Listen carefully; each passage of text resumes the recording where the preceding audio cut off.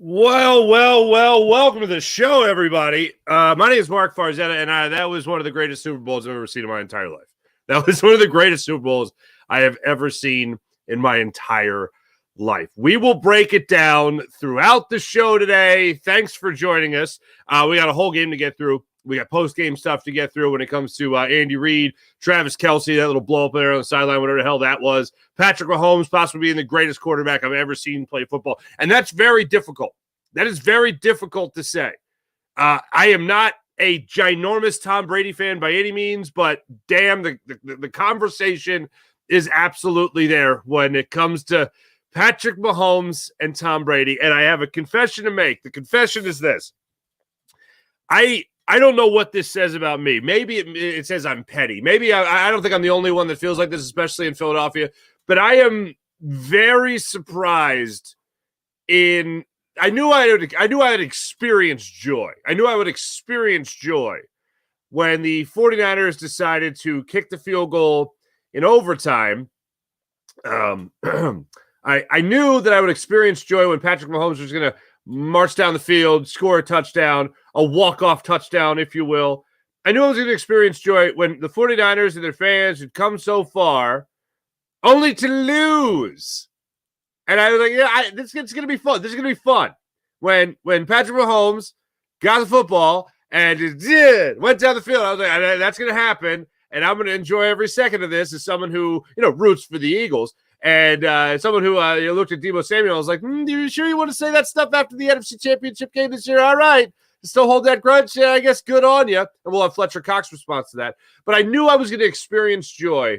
I just didn't know I was going to experience this much joy. I'm going to stop short of calling it euphoria, but it is joy. It's a heaping amount of joy to watch the 49ers there after the game. First off, get their heart broken, and then see them sitting on the sidelines with the confetti falling down and all that stuff. And I know they're doing that because they want to know what it's like for next year and all that stuff. And, good for them. Good for them. But I enjoyed every ounce of that, more so than I ever thought I would. And I don't think I'm alone when it comes to the Philadelphia Eagle fan base and feeling that joy in knowing that the 49ers lost. And also just the amazement. Look, bottom line, forget any bias, forget any rooting interest you might have had in last night's game. Overall, that was an amazing game. An amazing game. And I know that as things wound down and as you got closer to halftime and you got into that fourth quarter, you got through the third quarter into the fourth quarter, I just had this feeling of this game is going to break out. I got the feeling that you were sitting on a powder keg of a game. It wasn't the most exciting. It had, Rams and Patriot vibes from that, 13-10 game that they had when, not Kurt Warner and Tom Brady, Jared Goff and Tom Brady, that one. And I'm watching it, and I'm just going, this game is going to erupt because the Chiefs are in no way done. The 49ers, they can keep it coming too. It's a defensive battle through and through. And then you get into the fourth quarter where all hell broke loose, ladies and gentlemen.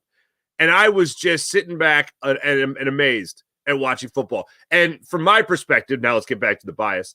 And probably I thought a lot of you had too, because where I was watching the game, just amongst Eagles fans, it was what game is this? What game are they playing? Because I haven't seen a game played like this in a while.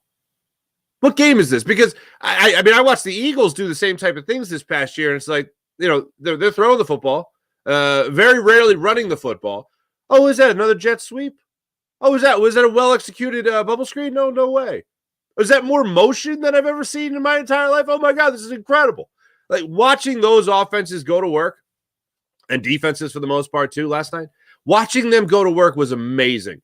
And it feels like a very, very long time. Even though the Eagles got out to a 10-1 start, the Eagles watching them, they didn't even compare. It's the old adage of chess versus checkers when it comes to the Eagles and it comes to watching those teams play last night. Watching the 49ers and the Chiefs, it was a totally different ballgame. And I kept on reminding myself, the Eagles beat this Chiefs team, right? On the road. Like the Eagles went into Kansas City and they beat this Chiefs team. The only thing is, it might be the same Chiefs team in terms of players, but man, that mindset, that mentality, that flipped. One of the worst teams in the NFL, worst team in the NFL in drops, all of a sudden that goes by the wayside once the playoffs start. The focus just was different. Watching this game was absolutely unbelievable. Both teams had turnovers in this game. Both teams had offensive drives stall in the red zone. Both teams had to really rely on their kickers. Good God.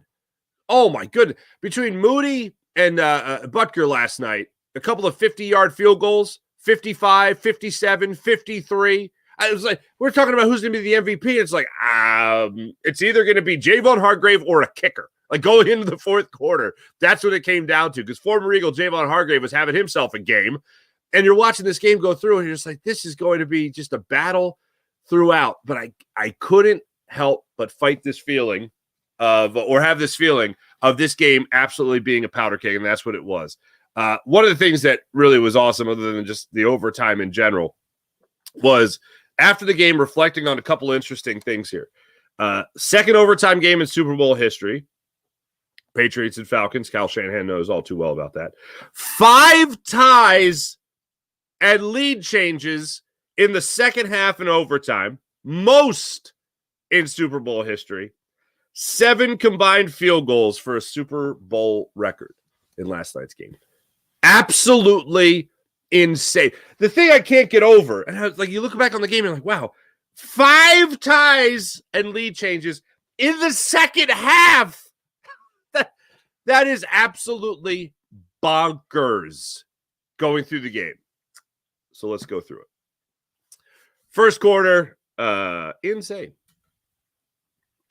Christian McCaffrey driving the ball. Juszczyk comes up with a big play. Christian McCaffrey, they ended up stalling out. Christian McCaffrey fumbles at the 28-yard line. Kansas City picks it up. Karlaftis falls on it.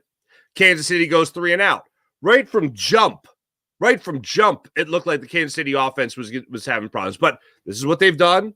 There's been a lot of this. If you watch Kansas City throughout the year, if you had Patrick Mahomes on your fantasy team, you had Travis Kelce on your fantasy team, there have been a lot of slow starts to this Kansas City Chiefs offense. And as I kept on saying to myself, the Chiefs are not the better team in this game. The better team is the 49ers. If the Chiefs are able to keep this close down the end, they're going to win this game. But when they stalled out in the 3 and out in their first possession, I said, it's just another slow start for the Chiefs.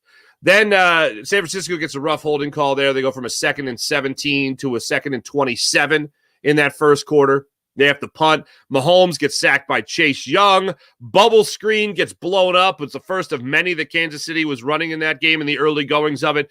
Kansas City had great coverage on a 61-yard punt, so they were able to flip the field there. San Francisco gets the ball back. Brock Purdy makes a big conversion on a 3rd and 9. Then the next thing you know, you have a 3rd and 14 that San Francisco is able to convert. Then you have Kansas City come up with the ball after another. This was the first field goal of the game that set an NFL record for the Super Bowl, a 55-yard field goal. 49ers strike first, 3-0. Kansas City gets the ball. Mahomes has the deep play to Pacheco. They end up fumbling the football. Javon Hargrave's the one that falls on it. As I said, I was like, is he flirting with the MVP award in the fourth quarter? I was thinking that. Kelce gets in the face of Andy Reid. That's when Pacheco fumbled at the before that. He fumbled at the red zone. You see Travis Kelce go over there on the sideline to Andy Reid and gives him an earful, bumps him a little bit. Both said after the game, more or less, they love each other and heat of battle, blah, blah, blah. I agree with Travis Kelce. Why isn't he in a red zone scenario? What has to happen for Travis Kelce to not be in the red zone? That is insane to me. So he wasn't. Pacheco ends up fumbling the football, so now both teams have fumbled in the red zone. Pretty rough. Game continues to fight on. We're watching this game. We're wondering when something's going to break out. Kansas City gets a rough intentional grounding call. Bad call, I thought, but that's the call. Christian McCaffrey scores his touchdown on that incredible, I don't even know what you'd call it there. Not a flea flicker, but I thought it was going to be an interception. I thought that ball was going the other way. I thought that ball was overthrown. McCaffrey comes down with it, runs it into the end zone. Next thing you know, it's 10-0. When I saw it was 10-0 after the Christian McCaffrey touchdown, I thought, Kansas City down 10 points in the first half there of a Super Bowl? This is interesting. Where have I seen this before? Of course, it was last year. And a lot of people thought at that point, at least the people I was around, oh boy, here we go again. The Chiefs can't do it twice, 2 years in a row. I'm like, oh, they're going to do it twice in a row. I just never felt like San Francisco was going to take this game. And I told you going into it, it was 25-22. The score I gave you was 27-20. And I didn't feel like at any point that even up 10 points, I didn't feel like the San Francisco 49ers were taking control of the game. You're able to get a field goal there in the first half. You get a nice little run there. Watkins comes up to a big catch there to respond. Mahomes in the red zone had one of the worst plays I've ever seen him make. There were a number of times throughout this game where Patrick Mahomes looked not nearly as assertive. And I'm talking about the plays that many times you saw, like Ben Roethlisberger was famous for doing this because Ben Roethlisberger, he wouldn't pump fake with the football. He'd kind of go almost full motion when he was faking a pass. Mahomes wasn't faking any passes. It looked like plays were taken away from him. Receivers, targets were taken away from him at the last second. And there was one play down in the red zone where he jumped up. They had settled for the field goal on this. He jumped up like he was going to throw a pass. You couldn't tell who it was in the end zone he was going to throw it to. He jumped up like he was going to throw it and just came fully around with it and tucked the ball. And I think Bosa was in pursuit of him on that play.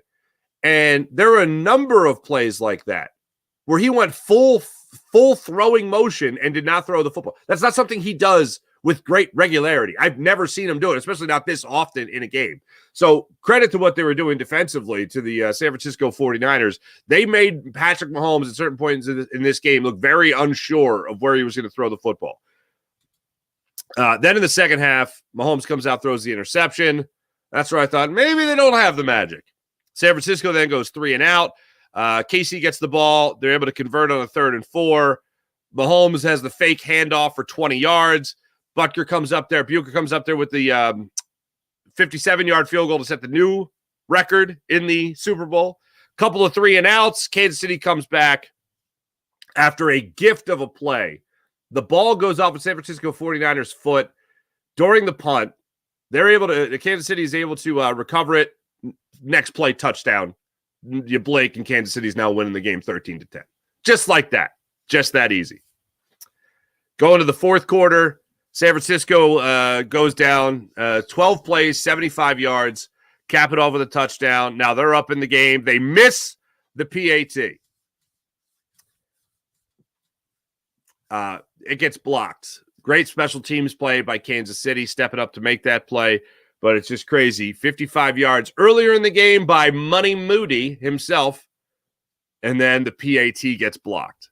55 yards. Struggle on the PAT. Then I don't know what the hell happened to San Francisco's defense. But on the next drive in the fourth quarter, this was amazing to me. Absolutely amazing to me. Kansas City on a 3rd and 10.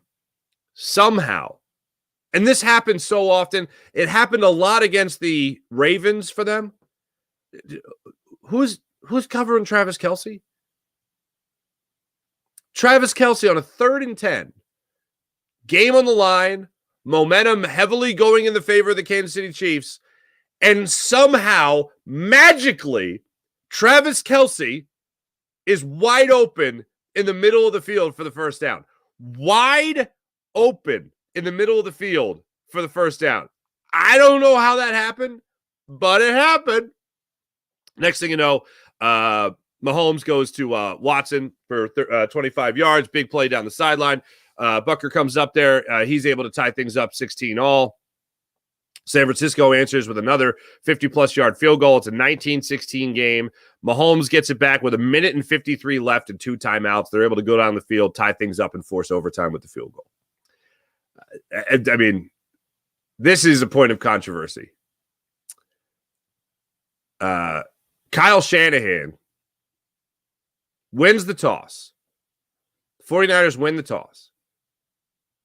They elect to get the ball first and march down the field. Now, The overtime rules are different. You're not going to have only a one possession overtime with a walk-off touchdown. It's not happening anymore. Both teams get the ball. That's the rule.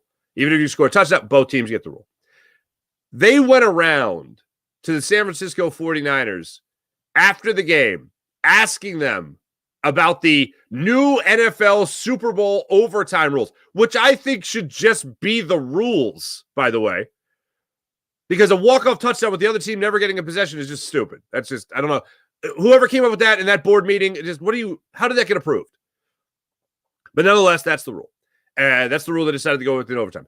The San Francisco 49ers seem to not have an idea that that was the rule. I saw Juszczyk after the game. What? That's the rule? I don't. Basically throwing his coach under the bus. I don't get that philosophy of why we would go for the field goal then, but okay. Nonetheless, they take the ball. They go downfield. They have to settle for the field goal. Patrick Mahomes then gets the football. And Patrick Mahomes does what everybody in that building knew Patrick Mahomes was going to do. And here's where he marches down the field, gets a touchdown, and the Chiefs win their third Super Bowl of the Mahomes era. Here's what's incredible, or here's where the controversy comes in. If you're Kyle Shanahan, are you taking the ball, or are you giving the ball to Patrick Mahomes? And then you'll have the opportunity to march down the field and either tie or take the lead. When you have the ball first, you set the bar. Unfortunately for the San Francisco 49ers, they set the bar at field goal. So the Chiefs knew if they wanted to end this, which, by the way, time was ticking down. I couldn't believe 2 timeouts. Andy Reid in overtime has 2 timeouts. Time is ticking off the clock. I was like, are they going to get this play? Wait, hold on a second. What if this play goes awry? What if they don't get in the end zone? What if they get tackled short of the goal line? They're gonna lose the Super Bowl. Like, they were so confident that they were going to be able to get that ball in the end zone on that play that they just said, we'll take our time. And I'm like, what is happening? I was like, am I seeing this? I felt like Belichick and the Eagles Patriots Super Bowl of Belichick versus Reed, where it was like, hey, are we up? We're up, right? When the Eagles were just like molasses driving down the field. And I'm like, what is going on? Am I seeing this right? They're not calling a timeout here. They didn't call timeout. And, well, the rest is literally history. Chiefs get the walk-off touchdown in overtime. McCole Hardman, if you saw him get into the end zone, I was like, does he know it's over?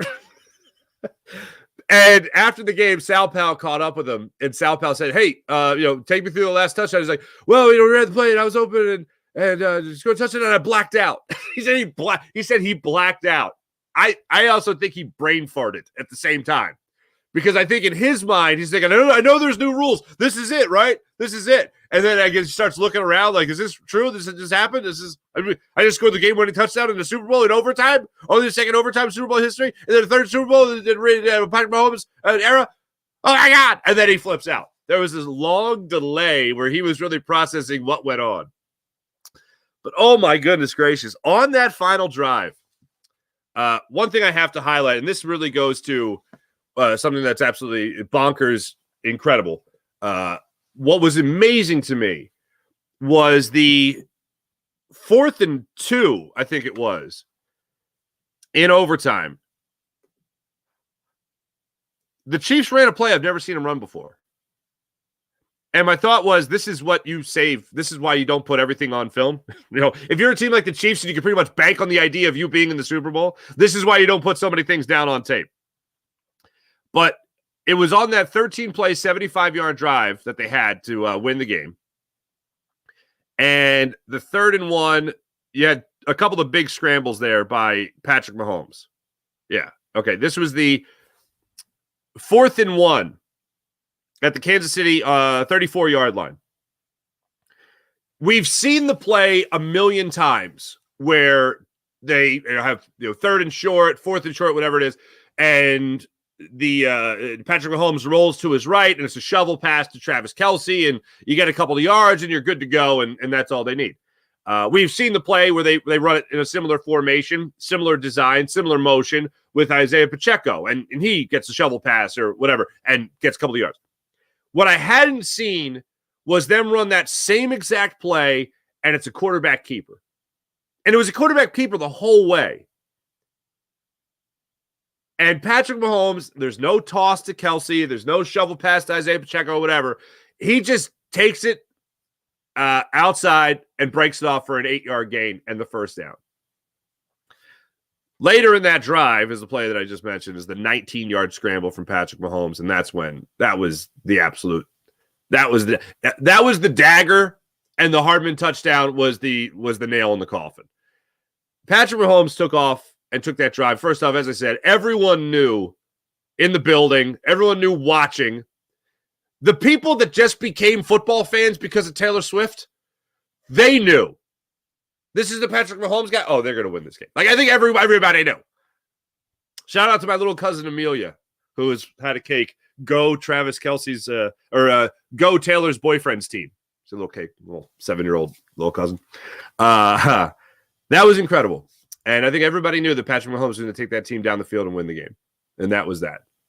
Brock Purdy, I saw him, warming up on the sideline there, throwing the football around when the Chiefs were driving. And I was like, oh, that's cute. Good for Brock Purdy. That's adorable. That's good for him, having faith in his defense. Not now, son. Not now. Huge takeaway from this game was just this is one of the best Super Bowls I've ever seen. And one of the reasons, other than the fact that the 49ers and the Eagles have some bad blood amongst them, right? Despite that, I wanted to see the Chiefs win this game because I like seeing that in my lifetime, knowing in my lifetime that I've seen the greatest. Now, Tom Brady versus Patrick Mahomes. The thing that's incredible to me about Tom Brady, and I got to give credit to my old broadcast buddy there, my friend Al Morgani, who said this to me after the Patriots went back to the Super Bowl after losing to the Eagles and they beat the Rams. And it's like, when you look at Tom Brady, he's the greatest he's the greatest American athlete ever. Now people get, athlete. How do you say athlete? He's going to run you a sprint. No, of course not. But in terms of a player in sports, he's the greatest player in sportsdom in America ever. I do not hesitate for a second with this. And it's not close. Like Michael Jordan in basketball is the greatest ever, but Michael Jordan, the thing that's amazing, Michael Jordan won with one group of players. He won 3. Okay. Then he retired. Then he came back and he won with like a new team, but still Scottie, still Scottie Pippen, as we know, was there as the constant. Tom Brady for 20 years and even changing teams won. He was the one constant. It wasn't like there was Michael Jordan and then every couple of years there's 2 completely different players around him and then he won. No, it was 2 different core groups of players, but still Scottie Pippen, okay, was the constant. Who was the constant other than Belichick with Tom Brady? Nobody. And he kept winning. Patrick Mahomes, I think, is the best quarterback I've ever watched. The best quarterback I've ever watched. And I even said it going into the game. Why do we even bother calling it football when we should just call it quarterbacking? And Patrick Mahomes is the guy that absolutely took over that game last night. I have no doubt that Tom Brady, he's obviously, it goes without saying, he's the most accomplished quarterback we've ever watched. But when you talk about the greatest ever, the GOAT, when you lose key players, when you lose a guy like Tyreek Hill, for instance, and everyone said before the season, 2 years ago, they lost the big playmaker. They're not going to do it again. Well, they did it again. They did it. They went back to the Super Bowl and they beat the Eagles, unfortunately. They came back in a historic comeback in the second half. Wah, wah, wah, wah, wah. Okay. Then this year, everybody's saying throughout the season, the Chiefs don't look like that team. Last year, without Tyreek Hill, Patrick Mahomes on a record pace for interceptions this season. What's going wrong? What's going on with Patrick Mahomes? Is it over for Patrick Mahomes? That kind of thing. Can the Chiefs regroup? They regrouped and they won the Super Bowl. This year, same thing. Don't have Tyreek Hill still. Are they going to be able to come back? Too many drops. The minute the postseason hit, It was, they got to play on the road. Oh, they were fine. They got to play on the road again against the Ravens. No, they were fine. And Patrick Mahomes gets into the Super Bowl,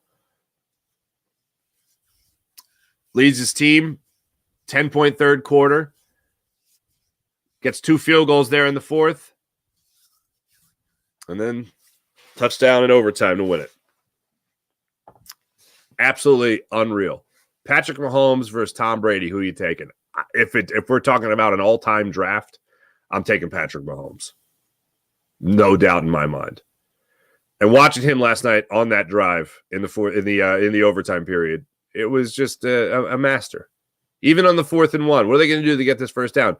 Phenomenal play call, but you're not making that play call unless you know the quarterback you have. I liken it. This is what I liken it to. Patrick Mahomes. Watching some of the most dazzling quarterbacks over the last 20 years. If you're watching guys like Michael Vick, like he was incredible, like video game-esque, all the stuff that we said about him back then, you can still say him about now. Like watching him play, just dazzling. Watching him play the game of football, watching him throw, especially here in Philadelphia in that 2010 season, absolutely incredible. Patrick Mahomes has that ability, that electric ability that I could just always watch, nonstop watch, that kind of ability that he has. And he has that ability, and he can do it on almost any play. But that's not the smart play. He knows how to make that smart play. He knows when to activate the Michael Vick legs. He knows when to activate, almost a Donovan McNabb cannon of an arm. He knows how to activate the smarts of a guy like Tom Brady. Like he's got every single attribute you need to be great. And look, not that I needed to watch quarterbacks to know that Patrick Mahomes works hard, but damn, that guy works hard. So you know that it's not just some guy that really enjoys what football brings him. He's a guy that really loves the sport of football. And when you watch guys throughout the last 20 years, every single one that you've been amazed by, Patrick Mahomes has every bit of that with the just ability to be a killer. And I think it was NFL Films, they caught the highlight of him running off the field after a come-from-behind win, and he was just screaming at the top of his lungs, "This is what I do. This is what I do." Like, that's just his mindset. Probably the person that thought before they even did it, we're all thinking, oh, Patrick Mahomes in overtime, he's going down the field, he's going to score the touchdown, he's going to be great, he's going to win. Even before that, I think Patrick Mahomes knew we're going to go down there, we're going to score that touchdown, and we're going to win. And the play calling, the execution was absolutely phenomenal. Absolutely phenomenal. On the game-winning touchdown, they read that play great. They got the 49ers to get their eyes looking on in motion, and they were able to get McCall Harmon open in the end zone for a touchdown, an easy touchdown. Like he was like Nick Foles' Philly special open in the end zone for a game-winning touchdown in the Super Bowl. But I don't know about you. If you're taking all the quarterbacks that you've got to see in your lifetime, if it's a draft and you have the first pick, who you taking? Because for me, in my lifetime, and I got all the respect in the world for Tom Brady, I'm taking Patrick Mahomes. That's who I'm taking. Hit me up with your thoughts on the Super Bowl. Love to hear what you guys have to say. As you know, and as I mentioned a second ago, the 49ers and Philadelphia Eagles have a little bad blood, right? Well, Deebo Samuel ran his mouth before the Super Bowl, basically saying that Philly ain't nothing. Doesn't believe in rivalries, but the 49ers, they own the rivalry, apparently, that if there was one. Fletcher Cox took to social media, took to Instagram, and hit up Deebo Samuel and said, keep the Eagles out your mouth, Bo. Okay. Clown. All right. And then Fletcher Cox also put this out on Instagram. I still got some you ain't got, meaning a Super Bowl ring. How about that? Y'all have been holding this one, son. EAD. EAD? If you know, you know. If you know, you know. Very simple. If you know, you know. Just like that. I don't hate it. I don't hate it. I don't mind it. Not even a little bit.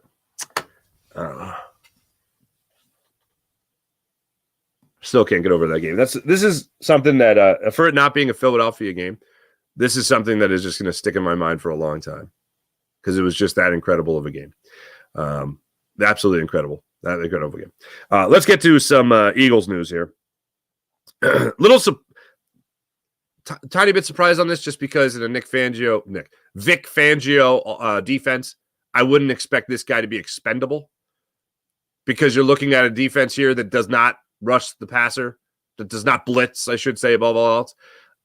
Hassan Reddick has been granted the permission by the Philadelphia Eagles to seek a trade. Here's why it's not a huge shock. It's a disappointment. When Hassan Reddick addressed the media and was asked about changing defensive coordinators, and he proceeded to fire up the bus and throw Howie Roseman and Jeffrey Lurie under it, I didn't think that he was long for Philadelphia. I did not think that his career in Philadelphia was going to be much longer than that. Still, it's disappointing. But once you go specific like that and say that it's the higher-ups that wanted to make the decision at defensive coordinator, which is why I really don't buy the stories that are out there about Hassan Reddick not talking to Sean Desai and there being some kind of, the butting of the heads there. Okay. That sounds like it's something leaked by somebody who might have been scorned. Hassan Reddick made the team look bad. So the team, I guess, wanted to make him look bad in some way and saying, you know what, maybe we're not going to have a spot for you. If you want to go seek a trade, go seek a trade. Maybe that's the way it worked. Oh, this way we know the team that wants you or the team that is going to trade for you, they really want you. And maybe they'll give us something nice in return. That's usually not how that works. Usually it works quite the opposite, where they get pissed and they just trade you. But I don't want to see Hassan Reddick go. I want to see Hassan Reddick stay on this defense. I don't know if they think all of a sudden Nolan Smith is going to be this one hell of an edge rusher is going to be, he's mini Hassan, but now he's going to be Hassan. I didn't see anything this past year that made me believe that. I didn't see anything that gave me encouragement this year from Nolan Smith. And I wish him all the well. It's 1 year. I'm not going to totally bury him after only 1 year. But when you come out after your first game and say, well, yeah, sometimes my shoulder works and sometimes it doesn't. I'm sorry, what was that? Come again? You're how old? Oh, you're a rookie. And your shoulder sometimes works. And now the Eagles are going to look at that guy to take over for Hassan Reddick. I don't know if that's the best strategy. So when I saw the news about Hassan Reddick, very disappointing. Not shocked by any means. Not shocked. After his very blunt, honest locker room session from the same week, by the way, where A.J. Brown finally addressed reporters, he said, the Philadelphia Eagles, okay, if this is what they want to do, if this is what the higher-ups wanted to do, the higher-ups wanted to make a change at defensive coordinator, go to Matt Patricia, okay. And then let's not forget, laughing, ladies and gentlemen, at the idea of dropping back into coverage more times than he ever had in a game under Matt Patricia as a Philadelphia Eagle. Did that seem like a guy that was going to be around for a long time? Didn't seem like that to me. Not even a little bit. The other part of that I found very interesting when it came to Hassan Reddick was the last time I saw an athlete laugh or snicker or crack a smile was in this tense was Bryce Harper on Gabe Kapler's suggestion of the curveball machine. Those were the vibes.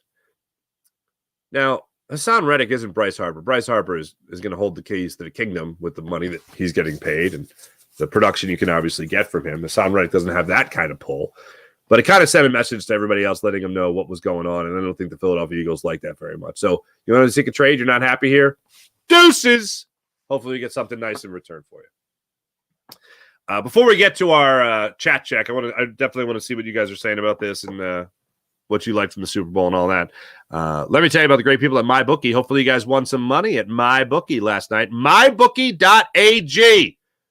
Take advantage of all they have to offer at mybookie.ag. You want to bet on a little baseball around the corner, a little hockey, a little basketball, huh? How about that Ricky Council IV, huh? Making things happen.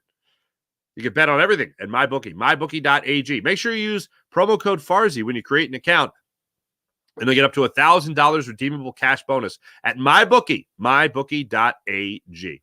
How about the Game Time app? A lot of hoops, a lot of hockey, a lot of things going on, comedy shows, events, concerts.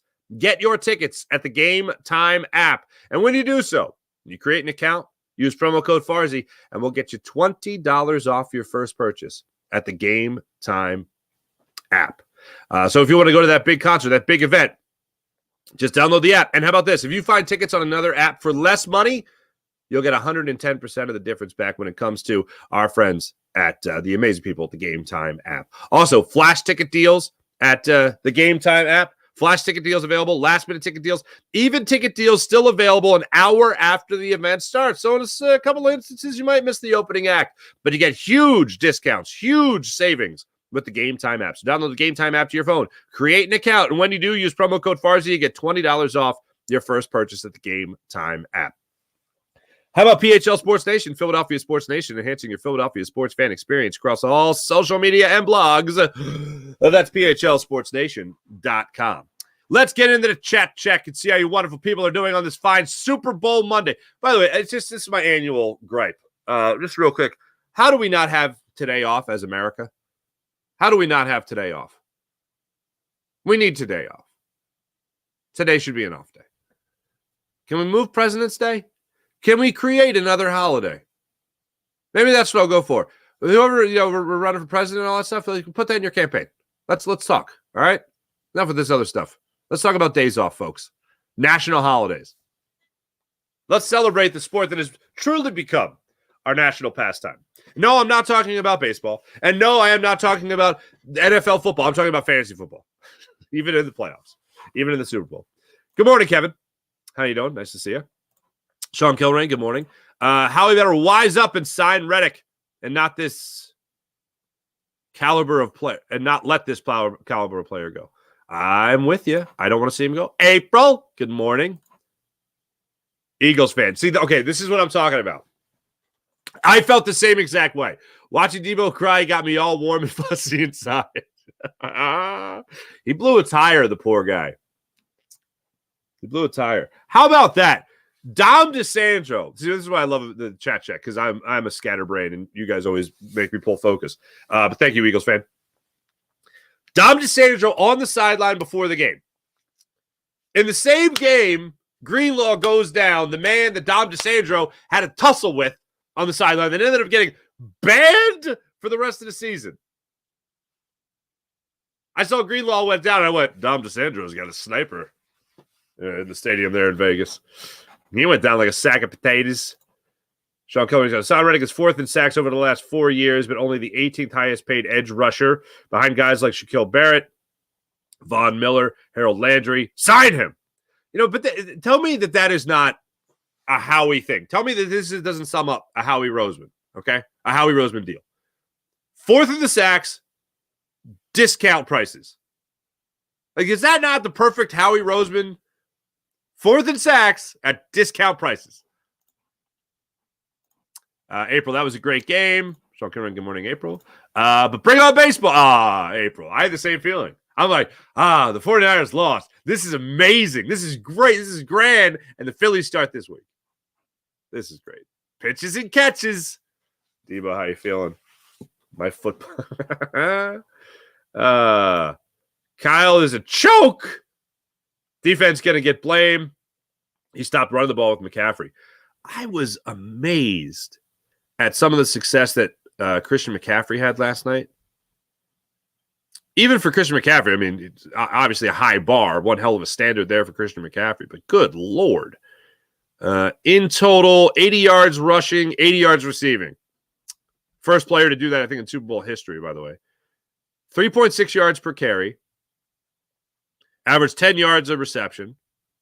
Damn, 160 yards total offense for him.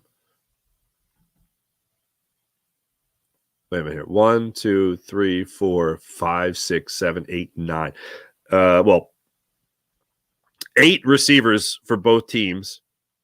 9 targeted for Patrick Mahomes in last night's game. I would have never guessed in a million years that Isaiah Pacheco had 18 runs in this game. I would have thought tops like 13. That's what it felt like. And then Mahomes in the game had nine carries. Gosh, dang. More juice. What's going on? I knew the Chiefs were going to win it on that 4th and 1. That 4th and 1 was a wild. I was amazed by it. I was absolutely amazed by it. I did not see that one coming. When I saw them run the play, I went, oh, here's the toss to Travis Kelce. But I'm like, oh, he's covered. And then Mahomes just broke it for 8 yards. Well, if he could break something for only 8 yards, but he broke it. Debo Samuel just stop pooing on the Eagles. Debo, cry, baby, cry. Says Sammy. What's up, Sammy? Cage Corvus? What's going on? They didn't have to call a timeout. It was first quarter of overtime. No new rule. But they were losing.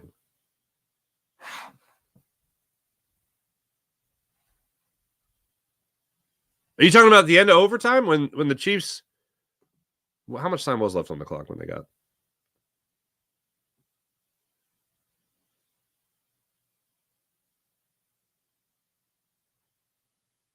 Three seconds. Yeah, I mean, that would make sense unless I read something wrong here. Andy got rescued. Wow. I have Burr, thank you, but Eagles fan, this is crazy. Andy didn't get rescued. He out-coached them. I've never look, Patrick Mahomes is one hell of a benefit. It's really nice to have, but this is where I hate the argument. I feel like it's so condescending. And we've heard this throughout the Eagles season. You guys might, when you look at a stat sheet, it might not look like this. Or we're not arguing about the play, we're arguing about the result. No. We're arguing about the play. When you run the bubble screen for a 5th time and you don't execute it in any way, shape, or form, that's not smart. When you run a bubble screen and you have Devontae Smith blocking on that bubble screen, that's not smart. We're not arguing the result. We are arguing the play call. If it works, it works. Congratulations. You got away with something. But it's so condescending. So what I mean, the reason I bring all that up is because Andy Reid, you talk about him out-coaching a team last night. It wasn't just Patrick Mahomes making plays. It was a lot of that. But you talk about putting your players in the best position to make plays. Running a play that has been a bread and butter play in short yardage and changing it to be a quarterback keeper, brilliant. Absolutely brilliant. To use motion the way they did on the game-winning play was brilliant. Was absolutely brilliant. And getting Hardman open in the end zone the way he got him open was brilliant. That was a great play call. If he drops the ball, it's still a great play call. It's not about the result. It's about the actual play. It's about using your mind. That is whatever I hear Nick Sirianni or some reporters talk about. You're not arguing about the play. You're arguing about the result. No, I'm not. I'm not at all. There have been successfully run plays that are dumbass plays. Other teams can make mistakes too. You could make a bonehead play call, and then the other team misses a tackle. It's a touchdown. Are you then a brilliant head coach? No. That's a dumbass play call. It worked out. You got lucky. Wait, hold on. Sean Kilray, good morning. Or Sean Gillespie, excuse me. Getting my Sean's crossed. Wine, Niners, wine. Hells yeah, brother. First half stunk, but I'm glad the 49ers cry babies cry lose again. Okay, you, Farzi, now you tripping. Thank you, gatekeeper. Coil BS? I don't know. Spags might be the greatest big game defensive coordinator all time. McDuffie and Chris Jones, everything in the second half. They were awesome. Jordan all the way. You're nuts. Nah, no. Yeah, Jordan is still the greatest basketball player I've ever seen. But Tom Brady for 20 years. It's not even a question for me. They're going to stop the Brady talk in a year. If so, not already. That's a quick turnaround. All right. I'm not celebrating injury. Let me just make sure I get that clear. James Alexander, the Super Bowl was set up. Who was it? Was it the mayor of Vegas? No, it was the president of CBS saying that I've been told we're getting double overtime, I think it was. And then it was overtime and almost double overtime. Fletcher Cox is great. Rooted for the Niners, says Jonathan Harvey, but the NFL scripted Shanahan is a failure and should be under scrutiny by the Niners. Niners were better with Coach Harbaugh. I am an Eagles fan. That is something. Why did you root for the Niners, Jonathan? And credit to any John that goes by full name Jonathan. For credit to you. Kyle Lowry is going to be a Sixers guard. Thank you, James. Appreciate it. And good morning. Good morning to you, too. Fans were whining last night. Hilarious. I'd drink it in, man. What's that scene in what is it? South Park?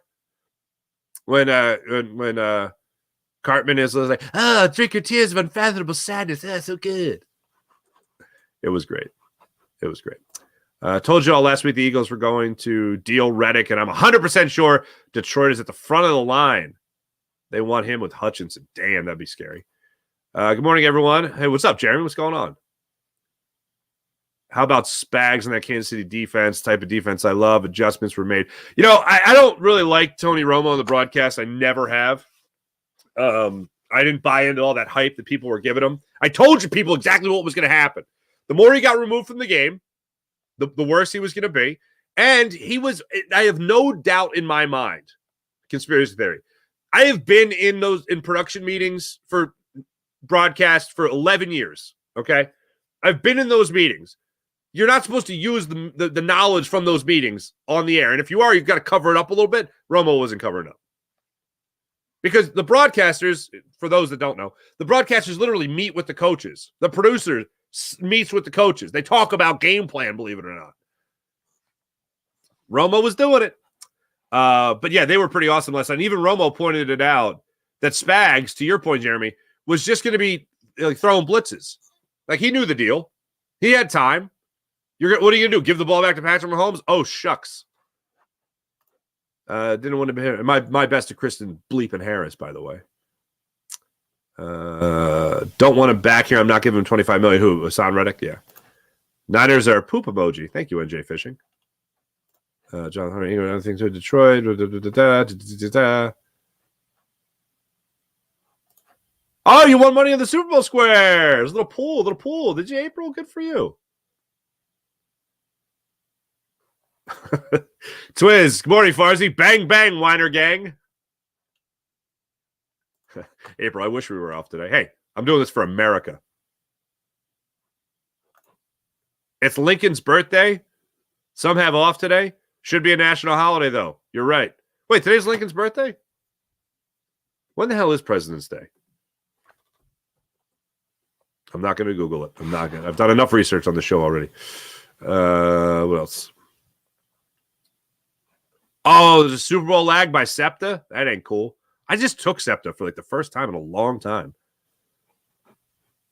Since I moved out of the city. So I haven't been as reliant. Big Dom put the Malocchio on him. If you know, you know, folks. If you know, you know. The old double horns. But the Trudy Niners choked. Trudy Niners? Why do the coaches stop running the ball in big games? It's just a thing. Oh, Devontae Smith, $125 million guaranteed contract now. James Alexander III. It could be clear a little cap space. Pretty sure Brady beat Mahomes. That is true. Joseph, that is true. Your tears taste so sweet. Romo is terrible, says King Pooty. What a great name. James, do you think Tom Brady's going to be a good broadcaster? Yeah, I do. Look, I'm going to sound like such a Tom Brady fanboy after today, but I think Tom Brady is very entertaining. And I think he's got a great awareness of who he is. And you talk about overall preparation for the game.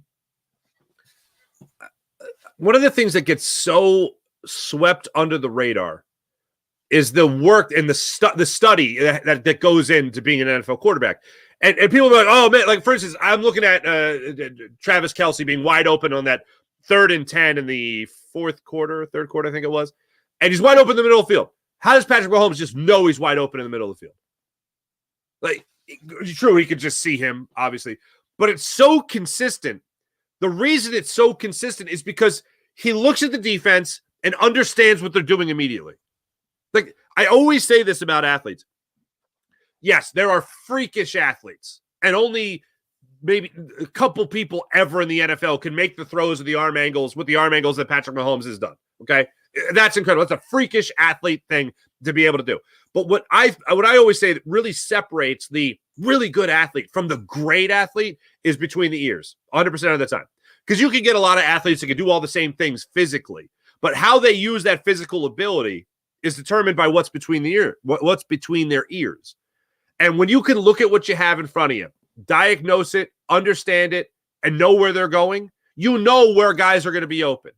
When you look at the defense and recognize what they're doing, see where the safeties are at, see if the corners are on press coverage, know whether or not you have a blitzing linebacker. Like, you can look at all that and understand, because of the film that you studied, what they're going to do.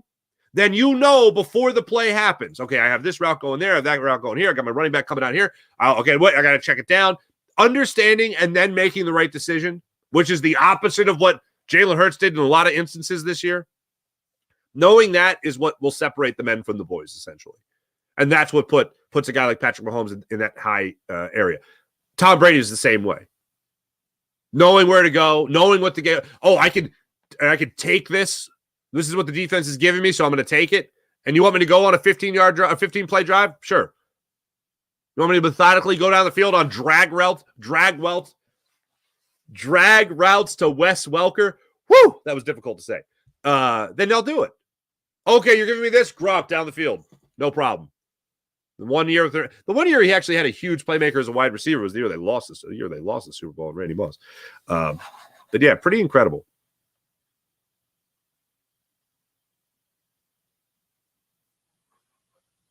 Wait, what's going on here? Well, Sean, your kids are off today? There you go. It's the 19th President's Day. It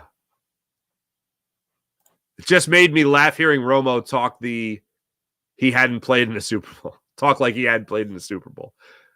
Made me laugh too. Oh, how about Post Malone last night wearing the Cowboys jacket? That was hilarious. I laughed out loud. I was like, that's not supposed to be there. That's great. Andy's gonna go get him a big time wide receiver. Kelly, Hurt's not seeing the birds there. Okay. Thank you, Kelly. Oh, come on. Millstrick shows how far Hurts has to go. Here's the thing that I don't think is fair, comparing him to Patrick Mahomes. Mahomes was clutch down the stretch and took the game over in the last few drives. Yeah, and I think Jalen Hurts can do that. He's not Patrick Mahomes. I would find it very difficult to believe that you have two Patrick Mahomes in the same era. Very difficult to believe that. But I do think that Jalen Hurts is a much better quarterback than what we saw this past season. And I think Kellen Moore is going to get him back to an MVP caliber quarterback. He's not going to get him to GOAT status, I don't think, like Patrick Mahomes, but pretty damn good. And I'll take pretty damn good right now because I could sure as hell use pretty damn good. Couple things. Thanks everyone in the chat. You guys are wonderful as per usual. Let me get to the Morning Rush brought to you by Sky Motorcars, skymotorcars.com. Couple things I want to get into from last night on the fun side of things. Let's start off with Usher. That was awesome. I had low expectations, soared over them. I still can't get over the roller skates and how they weren't strapped. I thought he was going to break his ankle. He little stumbled, but he was great. Luda coming out was incredible. Ludacris is awesome. Alicia Keys. Oh my God. I love Alicia Keys. Oh, I love Alicia Keys. She was fantastic last night. Lil Wayne coming out. I like as a millennial by 3 months, an old millennial, that they brought me back to high school, baby. Brought me back to high school. The commercials were awesome. Arnold Schwarzenegger, neighbor. She's in labor. I laughed out loud. That was great. Danny DeVito making the cameo. That was great. And Ari Stein, I know you sent me the commercial last week, but the Christopher Walken, that was a brilliant commercial because everyone has got a Walken impression. You know what I mean? It was great. Awesome. Overall performance. And I'll say this one more time. I loved Absolutely love. I'm not a Taylor Swift fan. I'm not a Swiftie, but I love, and I love that she was there. How about that? Ladies and gentlemen, we'll be back with you guys tomorrow. Hopefully there'll be some more Eagles news we can talk about and discuss. We'll talk about the fallout from this Super Bowl, of course. Plenty more left on the bone for tomorrow, as per usual, ladies and gentlemen. Until then, we'll talk later. Hey, more of me today on Fox 29 coming up a little later. Thanks for watching. Thanks for listening. Appreciate you guys. Be back with you guys tomorrow. See ya.